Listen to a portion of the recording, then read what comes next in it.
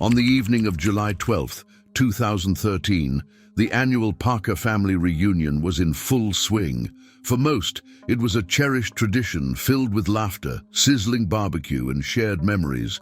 But beneath the surface of this year's gathering, tension brewed unseen, ready to explode. Sheriff Tom Parker, a man known for his unwavering commitment to justice and his steadfast demeanor, stood watching his family from the edge of the gathering. At 46, Tom commanded respect wherever he went, not just as the town's lawman, but as a pillar of his community. He believed in family, order, and loyalty. This year, however, something gnawed at him, a gnawing feeling he couldn't quite shake, one he had been trying to bury for weeks. His wife, Linda Parker, 38, moved effortlessly through the crowd, her laughter light and melodic, catching the attention of those nearby. She had always been the social one, charming and quick to smile. But lately, Tom had sensed a distance, a hesitation in her touch, a silence in her words. He brushed it off as stress. Life as a sheriff's wife wasn't easy. At least, that's what he wanted to believe. But that evening, Tom's gut instinct told him otherwise. He noticed the way Linda's eyes lingered too long on another man. It was subtle, a look that would have gone unnoticed by anyone else. The man in question, Michael Hayes, was one of Linda's colleagues from the county office. Younger, handsome, with a quick wit that had always set him apart. The two had worked together for years, but Tom had never paid him much attention, until now. As the sun dipped below the horizon, casting the reunion in the soft amber glow of lanterns, Tom found himself unable to tear his eyes away from them. Linda and Michael stood off to the side, speaking in hushed tones. She touched his arm, a fleeting gesture, but one that felt like a dagger in Tom's chest. He clenched his jaw, feeling a wave of nausea wash over him. Was he imagining things? Was this paranoia clouding his judgment? Or was there something far more sinister at play? The night carried on, guests oblivious to the storm brewing in Tom's mind. His brothers joked, children played tag on the lawn, and old friends exchanged stories of better days. But for Tom, the world seemed to narrow. Every laugh Linda shared with Michael, every passing glance, added fuel to a fire he struggled to contain. Unable to suppress his suspicions any longer, Tom pulled his brother Jim aside. "Something's off," he said, keeping his voice low. Jim raised an eyebrow, his smile fading as he noticed the intensity in Tom's eyes. "With Linda and that guy?" "Michael." Jim glanced over to where they stood. He nodded slowly, concern etching lines on his face. "You sure, Tom?" Tom nodded. "I need to know. I can't—" He stopped, swallowing hard. His thoughts raced, each one more damning than the last. Was his marriage slipping away right before his eyes? He needed to confront the truth, no matter how much it hurt. As the reunion drew to a close, Tom lingered in the shadows of the porch, watching Linda say her goodbyes. She hugged Michael, and for a brief moment, time seemed to slow. Tom saw it then, the way Michael's hand lingered on her back, the way they exchanged one last, knowing look before parting. Rage burned through him, but he forced himself to stay still, to wait for the right moment. When the last guest left and the house fell silent, Tom approached Linda. His voice trembled, a mix of anger and desperation. "What's going on, Linda?" She looked at him, her eyes wide with surprise. Or was it guilt? "What do you mean, Tom?" "Don't play games," he said, his voice low but edged with steel. "You and Michael, what's going on?" For a long moment, Linda said nothing. The silence stretched between them, heavy and oppressive. Finally she spoke, her voice barely above a whisper.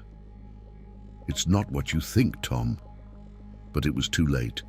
The seeds of doubt had taken root, and there would be no turning back. The days following the reunion were a blur of tension and unanswered questions. Tom's suspicion had morphed into a relentless obsession. He watched Linda's every move, searching for clues to confirm what he feared most. Their once comfortable routine was now strained by cold silence and strained glances. On July 14th, 2013, Tom sat in his office at the sheriff's department, staring at a case file he couldn't bring himself to read. His mind was elsewhere, locked on Linda. Every moment she spent away from him felt like a betrayal. When her phone rang that afternoon, he had to resist the urge to pick it up. He'd noticed how she clutched it tightly these past few days, as if guarding a secret. His deputy, Mark Simmons, interrupted his thoughts. "You okay, Sheriff?" Mark asked, his brows furrowed with concern. "Fine," Tom replied too quickly. He forced a smile, but Mark wasn't convinced. The whole department had noticed Tom's frayed nerves, but no one dared to question him. Tom was their leader, a man they respected. But even the strongest men could break. Later that night, Tom returned home, hoping for answers. Linda was in the kitchen, her movements methodical as she prepared dinner. The air between them was thick, each word carefully measured. As they ate in near silence, Tom finally spoke, his voice cracking. "We need to talk." Linda didn't meet his eyes. She focused on her plate, cutting a piece of chicken into small, meticulous bites. "About what?" "About us," he said. "About what's been going on." She sighed, setting down her fork. "Tom, you're seeing things that aren't there." His temper flared. "Am I? Then explain why you're sneaking around with Michael." She shook her head, exasperation etched into every line of her face. "We work together, Tom. That's all." "Don't lie to me," he snapped, his voice rising. "I saw the way you looked at him, the way he looked at you." Linda stood abruptly, her chair scraping against the floor. "I can't do this," she whispered, her eyes filling with tears. "I can't live like this, with you watching my every move." Tom's heart ached at the sight of her tears, but his anger wouldn't let him stop. "Then tell me the truth, Linda. Just tell me." She turned away, leaving him alone at the table. He heard the bedroom door slam moments later, the sound echoing through the house like a final nail in the coffin of their marriage. The next morning, Tom decided to take matters into his own hands.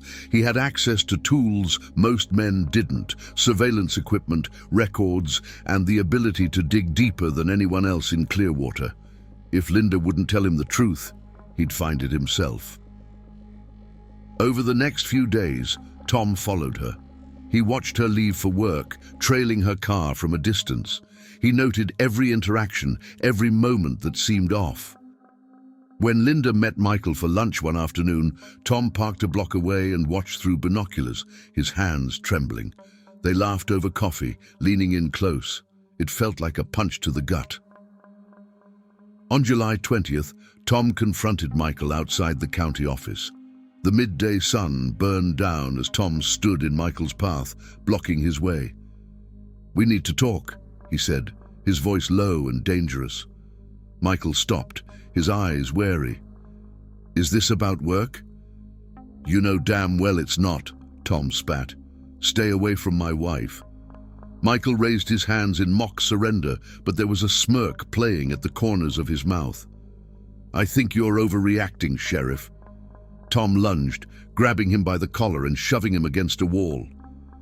"Listen to me," he hissed, his face inches from Michael's. "If I catch you near her again, or what?" Michael interrupted, his voice calm but cold. "You'll arrest me, beat me up. You're better than this, Tom." The words stung, not because they were wrong, but because they were true. Tom released him, stepping back with a mixture of shame and rage. Michael straightened his shirt, then walked away without another word. Tom drove home in a daze, his thoughts a whirlwind. He had lost control.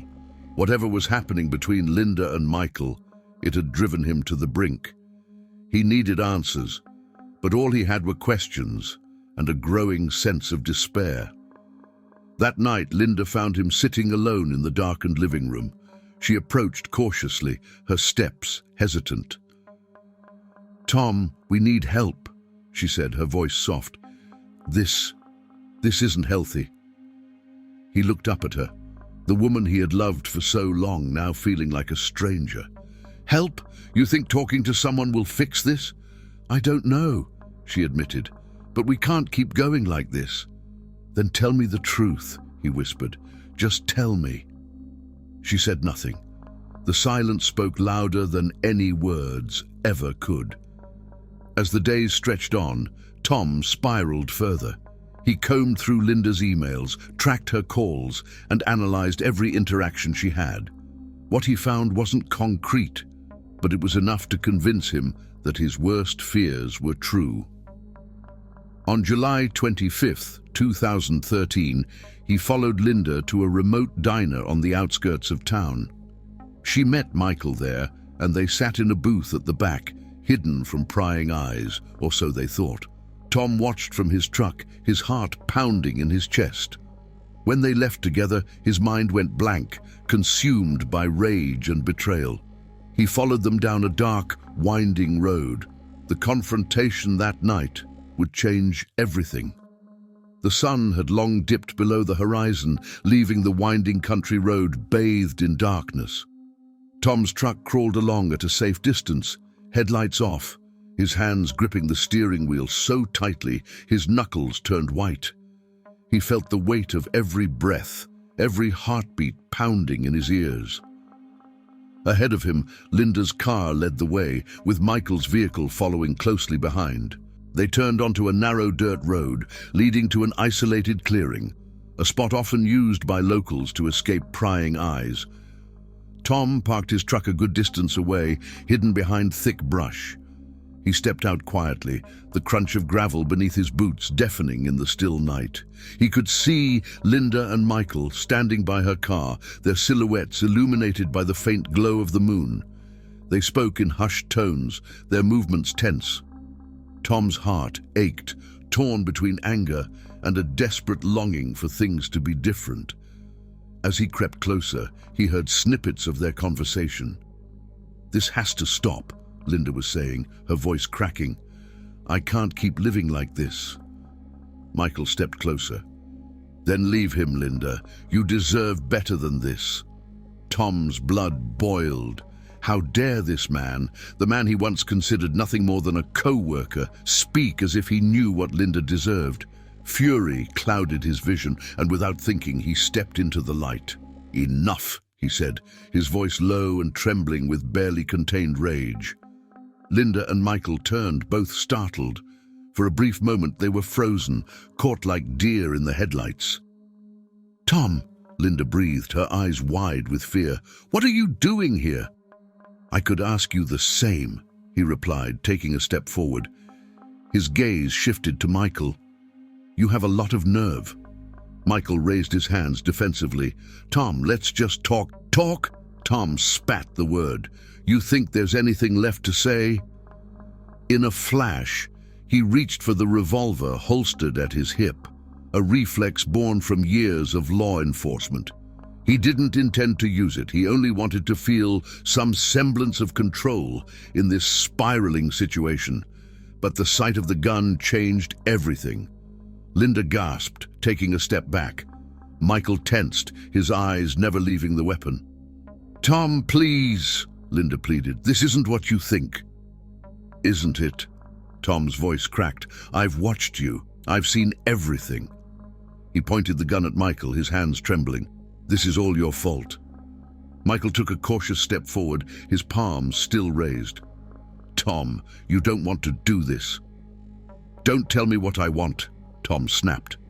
He glanced at Linda, his eyes filled with pain. "I loved you. I gave you everything." Tears streamed down Linda's face. "I never meant for it to go this far. I was unhappy." The words were like a knife to Tom's chest. He lowered the gun slightly, his shoulders sagging under the weight of her confession. For a fleeting moment, the rage subsided, replaced by overwhelming grief. "Why, Linda?" he whispered. "Why?" But the reprieve was short-lived. Michael took another step, trying to reason with him. "Put the gun down, Tom. No one has to get hurt." The tension snapped. In the blink of an eye, Tom's grip tightened, and his finger pulled the trigger. The deafening crack of the shot shattered the night. Michael stumbled backward, clutching his side as blood seeped through his shirt. He fell to the ground, gasping for breath. Linda screamed, rushing to Michael's side. "No, no, no!" she sobbed, pressing her hands against the wound. "You're going to be okay. You're going to be fine."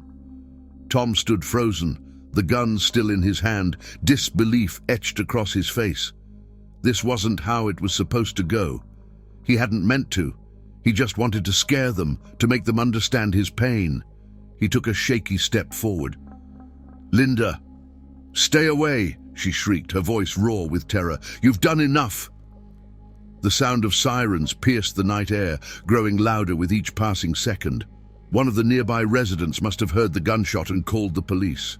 Tom knew he had seconds to decide what to do. He dropped the gun, the metal clattering against the ground. His mind raced. His career, his life. It was all over. The flashing lights of patrol cars lit up the clearing, casting everything in harsh, unforgiving red and blue. Deputies swarmed the scene, weapons drawn. Tom raised his hands, his eyes never leaving Linda and Michael. "It was an accident," he murmured, though no one was listening. As the deputies cuffed him, he caught one last glimpse of Linda cradling Michael, her hands stained with blood. The love of his life, and the man she'd chosen over him. In that moment, the reality of what he'd done hit him like a sledgehammer. He'd lost everything. Tom sat alone in the holding cell, the cold steel bench beneath him doing little to dull the ache in his chest. The events of the past hours replayed in his mind on an endless loop. The confrontation, the gunshot, Linda's scream. Every time he closed his eyes, he saw her face, contorted in fear and pain. He had never intended for it to end like this. The metallic clang of a door being opened brought him back to the present. Detective Harris, a man Tom had worked alongside for years, entered. His expression was grim, his eyes hard. He took a seat across from Tom, a thick file in his hand. "I don't know how to start this, Tom," Harris said, his voice low and filled with a mix of disappointment and sadness. "You know this doesn't look good." Tom nodded, unable to find his voice. The weight of his actions hung heavy in the air. "Michael's in surgery," Harris continued. "Doctors are doing what they can, but it's touch and go." Tom's head dropped into his hands. He felt the world closing in on him, suffocating him. "I never meant to shoot him," he whispered. "I just wanted them to understand, to see how much they'd hurt me." Harris sighed. "Intent doesn't always matter, Tom. People are hurt. A man's life is on the line." Silence stretched between them. Finally, Harris leaned forward. "Look, you know how this works. There are statements, evidence, and you pulled that trigger." Tom's jaw clenched. He knew the procedure, the investigation, the trial that would come. He'd seen it play out for others countless times, but never imagined he'd be on this side of it. "Linda's talking," Harris added after a moment. "She claims you'd been distant for a while, that she was afraid of what you might do." Tom felt a surge of anger, quickly replaced by crushing despair. "Afraid? Of me?" He shook his head. "I loved her. She says she tried to end things with you before, that she was unhappy." Tom's chest tightened. It was one thing to suspect, another to hear it confirmed. "Is she pressing charges?" Harris paused. "Not yet, but Michael's family might, and the DA will have a say. You know how it goes." The conversation ended with no resolution, only the grim reality of what lay ahead. Tom knew he was facing serious charges, assault with a deadly weapon at the least. He could only hope that Michael would pull through. Days passed in a blur. Tom's arraignment came and went, his lawyer urging him to keep quiet and let them handle things. Word of the shooting spread quickly through the town, and the people he once served now looked at him with a mixture of pity, fear, and contempt. Meanwhile, Michael clung to life in the hospital. Linda rarely left his side, her loyalty to him making it clear where her heart lay. Tom couldn't blame her. He had become the villain in this story, regardless of his intentions. One afternoon, his lawyer brought unexpected news. Michael had regained consciousness. The bullet had done serious damage, but he was stable. It was a glimmer of hope in an otherwise dark world. But what came next shattered any illusions Tom had of reconciliation or forgiveness. Michael had agreed to give a statement. In it, he admitted to the affair and expressed regret for how things had unfolded. He claimed responsibility for his actions, but stopped short of absolving Tom. "It didn't have to come to this," Michael had said. "I never wanted anyone to get hurt." The trial was inevitable. The prosecution painted Tom as a jealous, unstable man who had snapped. His years of service meant little when stacked against the evidence, the gunshot, the witness statements, the volatile emotions. His defense team argued for leniency, emphasizing his previously clean record and the emotional turmoil he'd faced. Linda testified, her voice steady, but eyes filled with pain. "I never wanted it to end like this," she said, glancing at Tom once, "but I can't excuse what happened." The jury deliberated for days, the weight of the decision bearing down on everyone involved. When the verdict was read, guilty of aggravated assault with mitigating circumstances, Tom felt equal parts relief and despair. He would serve time, but it could have been worse. Michael's survival had spared him a harsher sentence. Months later, as Tom adjusted to life behind bars, he reflected on everything that had led him here. Love, betrayal, pride, all had played a part. He'd lost Linda, his reputation, and his freedom, but he vowed to find some semblance of redemption. Whether through counseling other inmates or finding ways to atone, he would not let this be the end of his story. Linda and Michael eventually moved away, seeking a fresh start far from the place where everything had fallen apart. For Tom, every day was a reminder of the choices that led him here, and the painful cost of losing control when love turns to betrayal.